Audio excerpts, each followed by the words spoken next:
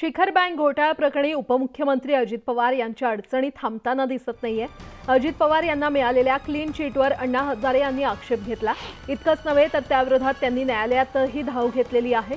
मुंबई पोलिसांच्या आर्थिक गुन्हे शाखेने अजित पवार आणि इतरांना क्लीन चिट दिली आहे। या संदर्भात अण्णा हजारेंनी घेतलेल्या आक्षेपामुळे आगामी काळ अजित पवार यांच्यासाठी अधिक संघर्षाचा असू शकतो असंही बोललं जातंय।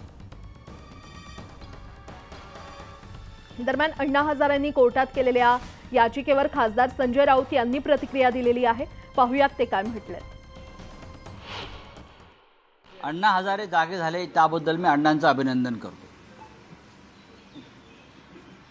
राळेगण सिद्धीमध्ये हालचाल सुरू झाली आणि ती अजित पवारांच्याच बाबतीत सुरू झाली। याबद्दल मी अण्णा हल्ले, अण्णा बोलले, अण्णाने पत्र लिहिलं, याबद्दल मी अण्णांचं आभार मानतो, अभिनंदन करतो।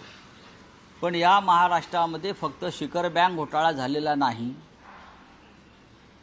गेल्या 10 वर्षांमध्ये या राज्यामध्ये आणि देशामध्ये घोटाळे झालेले आहेत। अण्णा हजारे यांनी रामलीला मैदानावर जाऊन त्या संदर्भात आवाज उठवायला पाहिजे। आम्ही सगळे त्यांच्याबरोबर उपोषणाला बसायला तयार आहोत।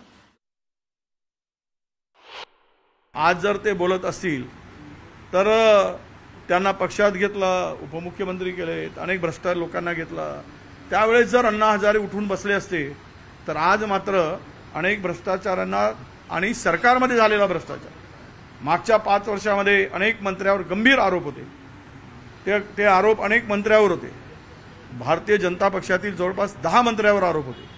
त्यावेळेस अण्णा हजारे बोलले असते तर कदाचित भ्रष्टाचारांना आळा घालता आला असता। परंतु आज जे बोलले ते त्यामध्ये आम्ही एवढंच म्हणू की अण्णा हजारे आता झोपी गेलेले जागे झाले। त्याच अण्णा हजारेंना तुम्ही अजून काही घोटाळ्यांवर लक्ष घाला अशी बोलण्याची वेळ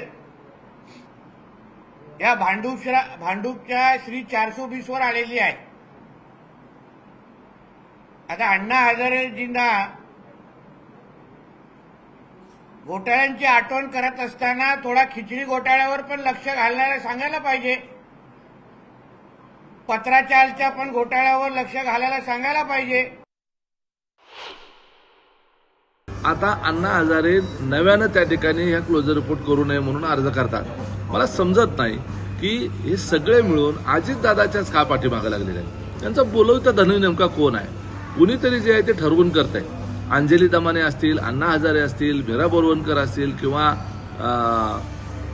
त्या जरंडेश्वर कारखान्याच्या संदर्भामध्ये पाटील मॅडम असतील, या सगळ्या लोकांनी ठरवून फक्त अजितदादाला बदनाम करण्याच्या करता हे सातत्यानं षडयंत्र केले असं आमचा समज आहे।